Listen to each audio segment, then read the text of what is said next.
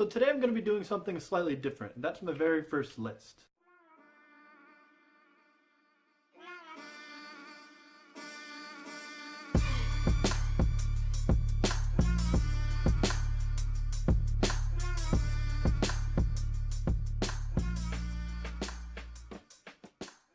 Now today's going to be a list of my personal top 10 favorite movies. Now this is by no means like me saying these are the best movies in the world, because obviously they're not. There's movies that are a lot better than these. These are just my very biased personal favorites.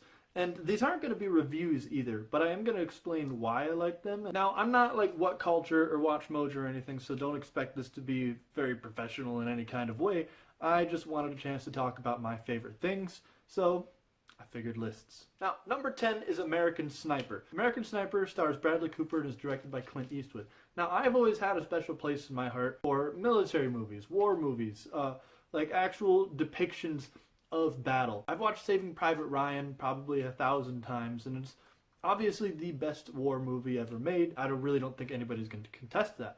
But American Sniper is something else entirely, I think. It follows one personal story of somebody, and it shows the difficulties that he faces returning into everyday life once he gets back home. It's incredibly emotional, and although there are moments of action, it's not really about the action, because he's a sniper. He doesn't see a lot of direct action. But the reason this is in my personal top favorite is the fact that I keep going back to watching it over and over and over. Every now and then I get this little war movie niche, and I want to watch Saving Private Ryan, Band of Brothers, American Sniper, Thank You for Your Service, Black Hawk Down, but this is always the one that I personally go back to a lot.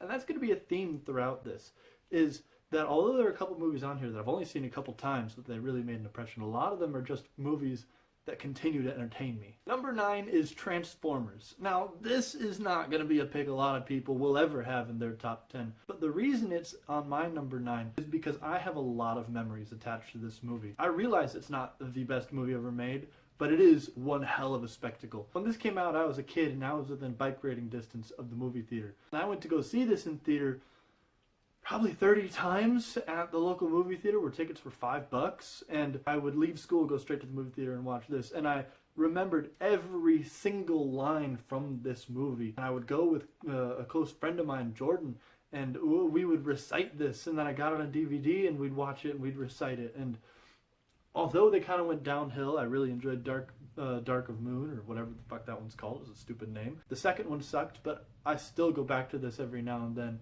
And I think it's very, very good. Not like good movie, just extremely enjoyable, and I have a lot of nostalgia attached to it. Number 8 would be Instant Family. This is a rather new movie, and I think it's very underrated. I did a review on it, and it's incredibly emotional. But I also think it's a really good testament to Mark Wahlberg as a dramatic actor. We see him a lot in action movies and comedies, and this is kind of a comedy, but it's truly a dramatic family film. And one of the few movies ever that has moved me emotionally, and the only movie ever that's made me cry.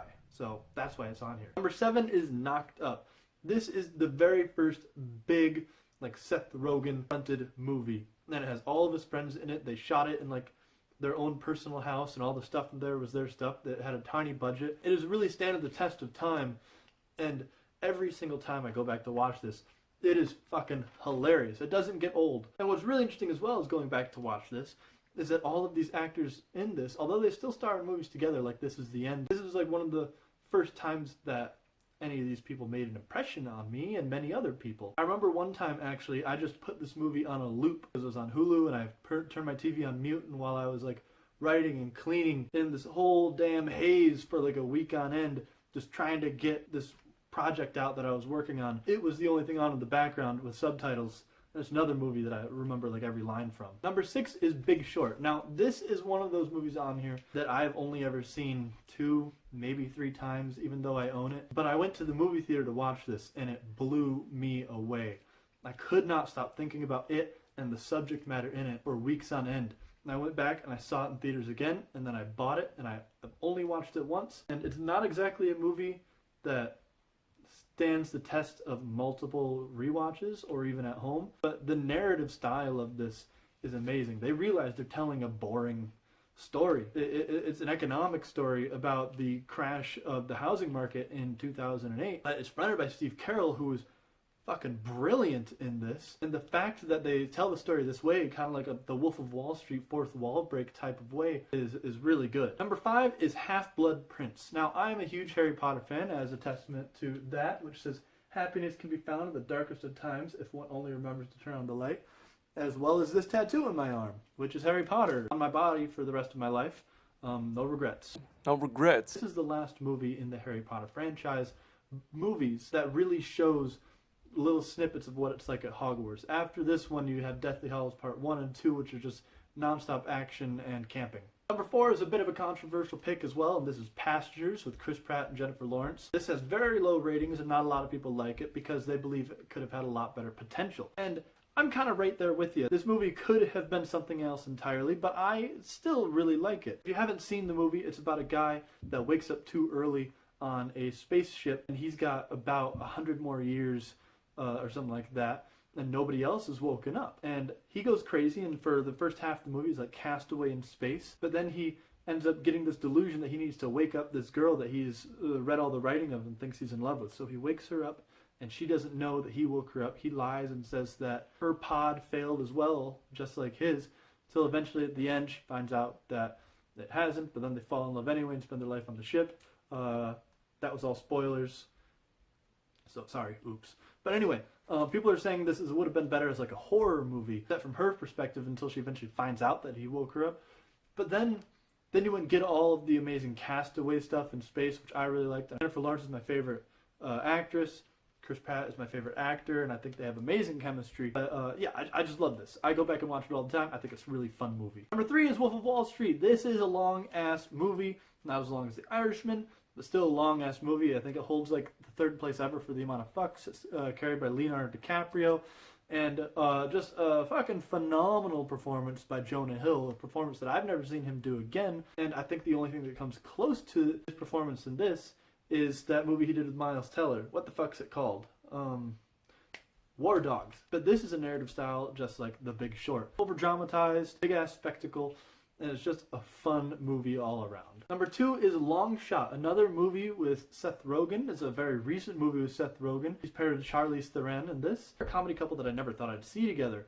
Seth Rogen has showed his chops going into other things like he did in the Steve Jobs movie. But Charlize Theron really, really has shown that she can do every single direction when it comes to movies, doing stuff like this, and then also stuff like Mad Max. This is a very underrated movie, I think, too. It flopped in the box office as a mid-budget comedy, which hardly ever gets made anymore. But the only reason I think it flopped is because some dumbass released it next to Endgame. Honestly, nobody should have released anything next to Endgame 1 month ahead of time or afterwards, because nothing's ever gonna make as much money as that or compete in the box office. But anyway, this movie has like the Seth Rogen tropes in it, but it follows a guy, like a goofball guy, that starts dating, I think she's the Secretary of State. And most movies that do that, the guy has to like get his act together, but she just loves him anyway because he's a goofball. But anyway, it's a very funny movie. I don't know much I can say about it besides the fact that it's hilarious and surprising in parts. So check that out. And my number 1 favorite movie of all time is Silver Linings Playbook with Bradley Cooper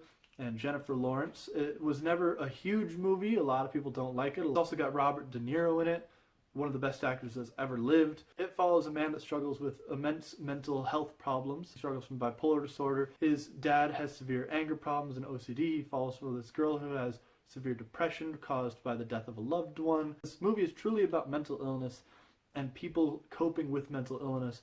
And the chemistry between Jennifer Lawrence and Bradley Cooper is phenomenal. I mean, obviously, those 3 people that are named have been in many, many movies together because they are so good together. But as somebody personally who struggles with mental illness, and I'm very open about it, seeing a movie like this, it's wonderful to see that depicted on screen. So obviously that's a very, very biased reason why it's number 1, but it's still my personal number 1. Well, that's 2. Number 1. So this has been a lot of fun. I hope to do more of these lists, but thanks for watching, guys. Like, comment, subscribe, and check out my other videos.